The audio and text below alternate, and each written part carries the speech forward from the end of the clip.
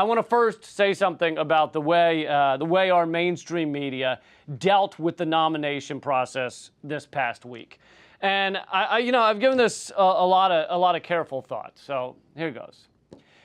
You fucking asshats! You pathetic sacks of journalistic detritus! You are the scum-licking, Lucifer-blowing, butt-cracking bacteria that grows under the Antichrist man boobs!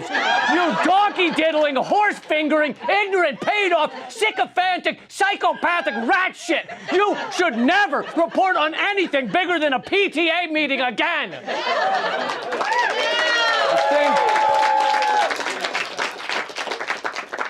What I'm saying is you've done a subpar job.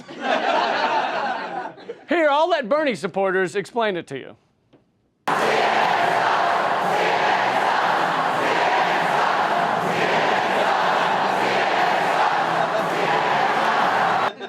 Does that clear it up? How this went down this week was bananas. The AP called the nomination for Hillary on Monday night, which you might have noticed is a night that no one in America voted. So what better way to regain the public's trust in this rigged system than to just decide that Hillary has won by saying you talked to mysterious undemocratic superdelegates who secretly told you they were secretly voting for Hillary? So they crowned Hillary after harassing superdelegates over the phone. The AP reporter who broke the story even tweeted, "Dear superdelegates, I promise to stop calling you 6 times a day." So this is literally just a guy calling up Democratic Party establishment and them going, "Stop calling me! Sure, Hillary, I don't give a shit! All right? I'm trying to cheat on my wife, leave me alone!" Then the other media outlets followed suit. And Rachel Maddow talked to MSNBC's numbers guy, the guy that makes the call, and he explained how they made that call. Joining us now is NBC's Director of Elections, John Lipinski. Hold on. John, hold on. I know that guy definitely looks like he's making a confident call on this nomination. There's no doubting the stuff that's going to come out of that face. No, he looks like a contestant on Fear Factor after being told he has to be locked in a tomb with 1,000,000 fire ants and, like, Howie Mandel. Anyway, go ahead.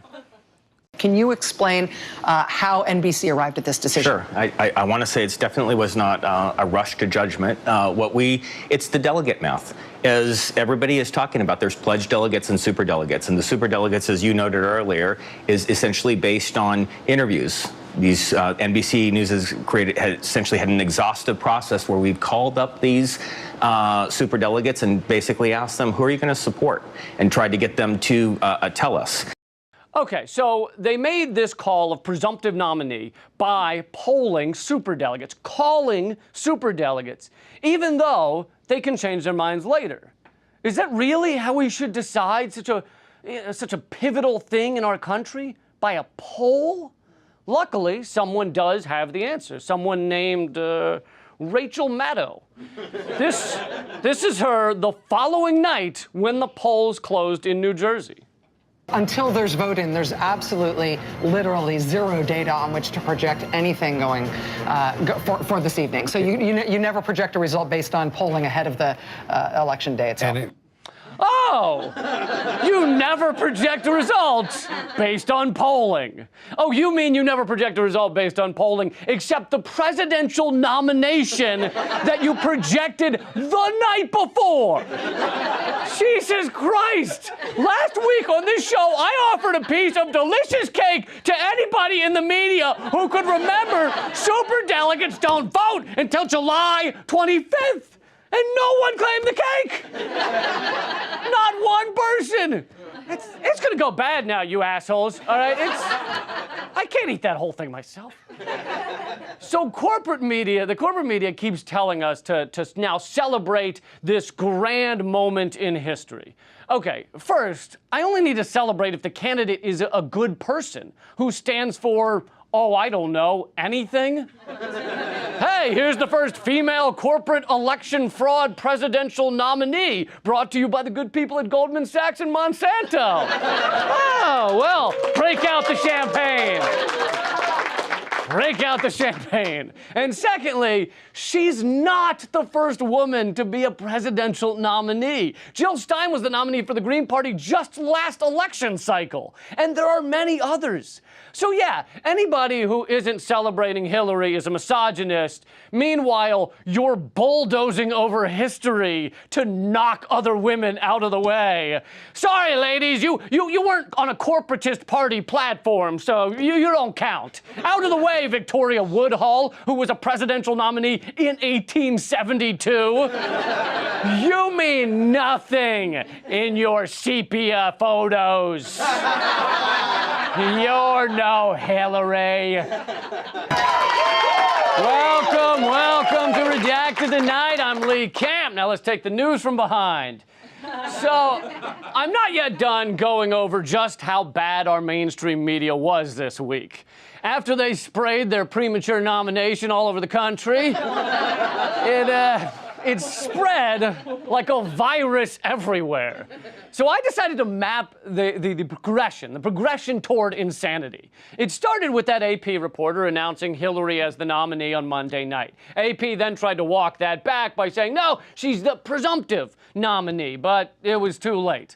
Soon thereafter, Rachel Maddow announced it on MSNBC like this. Thanks, Stuart Home, as well, for joining us for the next hour. As Chris has been reporting, about a half an hour ago, the AP made the announcement that by their count, Hillary Clinton has achieved the number of delegates she needs to clinch the Democratic nomination. So she says, by their count, Hillary has clinched the nomination. So Rachel is kind of distancing MSNBC from it. It's by their count. It's the AP's count. We didn't do it. It was their count. Then, the following day, CNN had turned it into Hillary Clinton locks up Democratic nomination. So now it's locked up. They've got it locked. And this was still based on those same phone calls to superdelegates, but now it has a lock on it. It's in a vault. Putting Hillary's nomination in an ironclad lockbox. What were you thinking? Exactly 1 minute later, CNN declared Clinton makes history. A few hours earlier, this was one crazy AP reporter says, now it's freaking history in a lockbox. Then, literally 2 minutes after that, Clinton shatters hardest, highest glass ceiling. That's right. All right, now we're cooking with some gas. Yeah. Now we're getting going. Then literally 3 minutes after that, Hillary Clinton morphs into beam of golden light. Incredible. It just keeps getting better. And considering Hillary Clinton really did wear a $12,000 Armani jacket during a speech about inequality, she really did, you have to wonder how much that beam of light costs. It's probably Versace or something. So this is incredible. This is really historic. I mean, honestly, if they had to declare Hillary the nominee, even though it's not true yet, if they had to, then I don't think they should have said Hillary clinches nomination. I think they should have gone with Hillary pinches out nomination. And I'm sorry. I'm sorry for the bathroom humor. I'm sorry. But if you don't think this election process has been like pinching out a long, painful loaf, then you haven't been paying attention.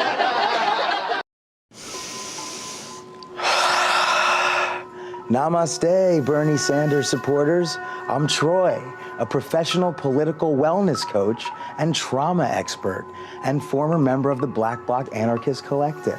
I'm coming to you today as the physical manifestation of your collective seething rage about how the Democratic Party establishment and their mainstream media lackeys continue to fuck over Bernie Sanders at every turn. You're all angry, aren't you? You feel robbed, don't you? You feel as though all of your burn has been turned into yearn. And right now, you're screaming in silence. What do I do? Well, I'll tell you. Get laid. Have some fun. I don't know, smoke the hair of God, man. You're all angels of the revolution. You've been working like foxes to spread the word about economic inequality, money in politics, and systemic racism. You've helped change the conversation and jumpstart the beginning of the end of corporate politicians. Go get a massage. Just make sure the massage therapist focuses on your leg muscles. Because you're gonna need to start kicking serious ass again on Monday. There's still a lot to do to save our country, but we're on our way, and you guys were there before it got cool. Namaste.